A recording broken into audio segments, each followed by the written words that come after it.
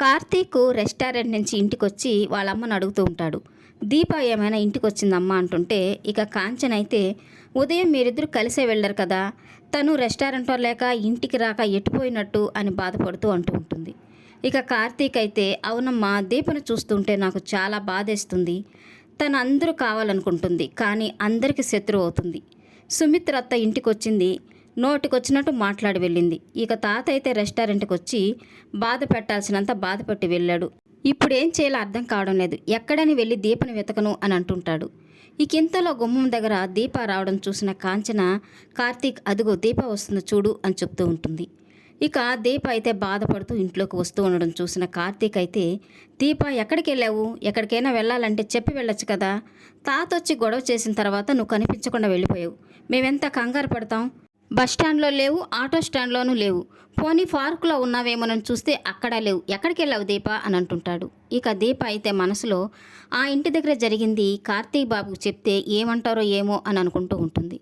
ఇక కార్తీక్ అయితే అడిగిన దానికి సమాధానం చెప్పవేంటి దీప అని అంటుంటే, ఇక అంతలో అక్కడికి వచ్చిన శ్రీధర్ అయితే, నువ్వు అడిగిన ప్రశ్నకి మీ ఆవిడ సమాధానం చెప్పదరా, నన్ను అడుగు నేను చెప్తాను అంటూ ఇంట్లోకి వస్తుంటాడు. ఇక తనని చూడగానే దీప అయితే నన్ను రోడ్డు మీద చూసిన సంగతి చెప్తారేమో అని అనుకుంటూ ఉంటుంది. ఇక కార్తీక్ అయితే శ్రీధర్ని చూడగానే, అమ్మ చిన్నమ్మకు ఫోన్ చెయ్యి అని అంటుంటాడు. ఇక శ్రీధర్ అయితే ఎందుకురా అని అంటుంటే, ఇక కార్తీక్ అయితే ఏ పని పాట లేకపోతే మెదడు పని చేయదంట అందుకు అని అంటుంటాడు. ఇక శ్రీధర్ అయితే నా మెదడు బాగానే పనిచేస్తుంది అని అంటుంటే, మరి బాగా పనిచేస్తే నువ్వు మా ఇంటికి ఎందుకు వస్తావు అని అంటుంటాడు. ఇక శ్రీధర్ అయితే మీ కళ్ళు తెరిపించడానికి అని దీపను చూస్తూ అంటూ ఉంటాడు. ఇక కార్తీక్ అయితే మీలాంటి మహానుభావుల వల్ల మా కళ్ళు ఎప్పుడో తెరుచుకున్నాయి అంటుంటాడు.